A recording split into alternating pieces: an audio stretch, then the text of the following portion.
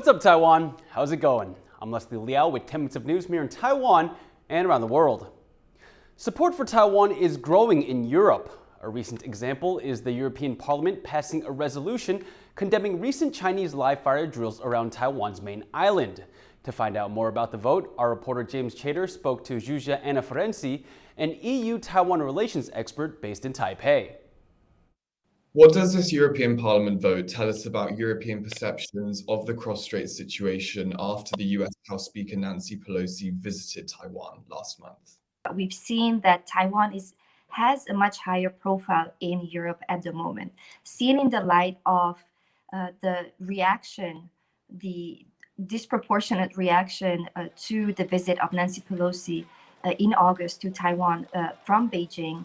This has added to the feeling of anxiety and skepticism that Europeans have of China and of China's ambitions in the region. The report captures the mood at the moment, which is one of skepticism, as I said, but it's also more practical and looking forward. It does offer concrete input, concrete suggestions on how the European Union should go forward in its approach towards Taiwan. During the original debate on this resolution, the EU's chief diplomat Josep Borrell said he had no plans to travel to Taiwan himself, as well as other members of the European executive.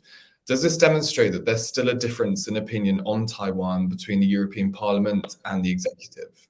There is still a lot of work that needs to be done in terms of converging views on why Taiwan is important and relevant for the EU. So I think we are in this process of working out what role Taiwan should have in the European Union's political discourse on one hand, and at the same time, and this is what the European Parliament is helping with, is to define what role the European Union wants to play in the Indo-Pacific. There is no agreement there at this stage, and I think going forward we will see a back and forth between countries or member states that are ready to push and go forward with Taiwan. But I think what we need is an inclusive debate between all member states that really allows for a conversation to identify why Taiwan is important for the EU. How are Europeans viewing the global geopolitical environment? This vote on Taiwan took place with the war still raging in Europe, and on the same day the cause of that war, Vladimir Putin, met with Xi Jinping in Uzbekistan. I think the European Union needs to stay on the path of internally being united and showing a united front vis-a-vis the threats that come from Russia, and also to signal to Beijing that the relationship that Beijing wants to build with the European Union cannot be business as usual. The business as usual that Beijing prefers, which is access to European markets, because China does need this access going forward. Taiwan's government has come up with a way to help fish farmers whose products have been barred from their main market in China. Beijing banned grouper imports from Taiwan in mid-June, saying prohibited chemicals were found in the fish. Now, Taiwanese officials have announced grouper will be included in school meals once a month. This will mean students eat 1,600 tons of the fish each semester. $19 million have been budgeted for the program. Officials are still working out which schools will get to enjoy the grouper meals first. The fish could start appearing in school meals by late September. The classic Taiwanese film, A City of Sadness, is set to be re-released in theaters after getting a new digital restoration.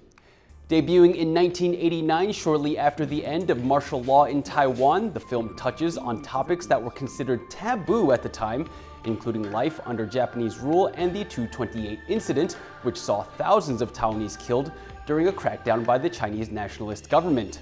Starring renowned Hong Kong actor Tony Leung, A City of Sadness drew international acclaim for its Taiwanese director Hou Xiaoxian. It was the first film from Taiwan to win a Golden Lion Award at the Venice International Film Festival. The digital restoration was led by the government-funded Taiwan Film and Audiovisual Institute.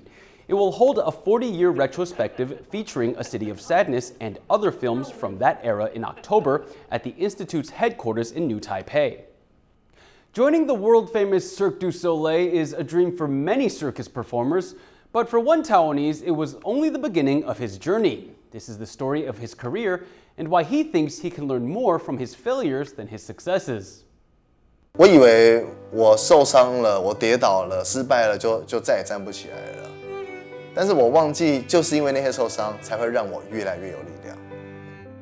从10岁开始念剧校，学校评鉴我的方式就是。 可不可以脚举起来放到耳朵旁边？可不可以在原地做很多个后手翻？我都做不到，然后我就觉得我是不是很烂啊？没想到我有了想要变成很厉害马戏团表演者的这个冲动的时候，那些力量就回到我身上了。我看到太阳马戏团表演的时候，我觉得哇，真的非常的震撼。我觉得就是这个就是我想要的。 过了10年以后，我真的拿到他们合约，所以我发现一件事情，我要好好的对待我自己，因为以前的我真的太没有自信了。可是我没有意识到，其实你还有员工之间的相处要学习。那我觉得这就是我还不足的地方。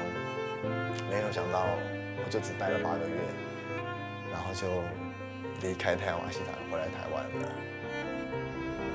回来的时候很意外的，我多了很多可以分享的机会，我就开始到处去跟别人讲哦，我怎么去太阳马戏团的，怎么样通过那个甄选的。我自己的故事有人想听，我觉得很神奇，我也开始讲那些他们想听的内容，自己也很享受呢被大家崇拜的过程。可是慢慢的1年、3年、5年到第10年，我开始意识到。 我就只是一个在不断消费太阳马戏团过程的人，会开始讲我自己对教育的想法。如果我觉得马戏表演它的多样性没有被呈现出来，那我们要不要来做一些有趣的事情？2016年的时候，我们终于有机会可以策划一个以马戏为主的活动。我们在找节目的时候呢，希望这些作品都是原创的，这样大家就可以看到。 各式各样表演的项目，他们的眼界就会被打开来。我们希望来表演的人，不是只有上台表演而已，他还要能够给工作坊。因为我自己也有在学校教课，然后到学校里面，我看见哇，学弟学妹们跟以前的我一样，对自己没有自信，所以我希望我请来的表演者、请来的老师，能够让学生们可以重新挑起自己的想象力，挑起自己的好奇心。 然后都是要有名气的表演者，所以会因为我们的嘉宾阵容吸引了韩国啊、日本啊、香港啊，因为这个活动来到台湾来。我们每年都固定会办定勾机热血大乱斗，它是邀请各个不同领域的表演者、玩家、同好聚在一起 battle。虽然是比赛，可是我们把评分的权利交给观众。最一开始的时候。 大家来很自然的，你就会选颜值最高的。可是，在我们一起经历了这个过程之后，他们会去想，我们要选那个最独特的。我们想要传递的讯息是，你能不能够做出那个代表你自己的事情？我们也可以透过这个活动就看到，啊，原来这个世界每一个人的特色都是不一样的。以前的我是站在舞台上表演的人。 但现在我想要创造这个舞台，让更多人站上去。Thank you for watching What's Up Taiwan. Remember to download the TaiwanPlus app for more stories from Taiwan and around the world. Finally today, we leave you with images of swans in the River Thames that runs through London. The birds now have a new owner, King Charles III. I'm Liao. Take care and see you next time.